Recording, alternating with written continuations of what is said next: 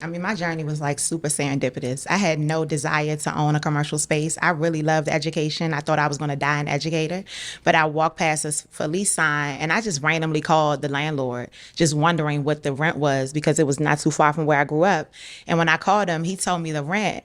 But it wasn't until I told him what I wanted to do with it. And I didn't know that. I thought it was like an apartment. Like if I say, hey, how much is it? He would tell me. And he was like, it depends on what you want to do with the space. And I was like, I don't know. I just want to know how much it is. And he was like, well, we're looking to make a decision. So let me know what you want to do with it. And I was like, yo, I'm gonna open a spice shop. Can you just tell me the price? And 4 weeks later, I opened a spice shop. I left my job a month and a half later after that, and that was 10 years ago. So 4 years ago is when I decided that I didn't want to rent space anymore. I wanted to own something. And so I created some legislation in DC called the Commercial Property Acquisition Fund to help me and other Black people to own commercial property in DC because there weren't enough owners. And so I worked with the council and the mayor to get that passed. And so now Black people can own in DC. And so I was the first one to receive it. And so I bought the block and I redeveloped it because I didn't want to rent. And I wanted to show people what cooperative economics looks like in action and not just this principle that we recite during Kwanzaa. Yeah. What is that like? Right? Yeah, I feel like we should have clapped it up, right? I was like, yeah. Okay. What does the legislation consist of? So the legislation consists of a grant. So there's a grant, there's funding that the mayor and the council appropriate for.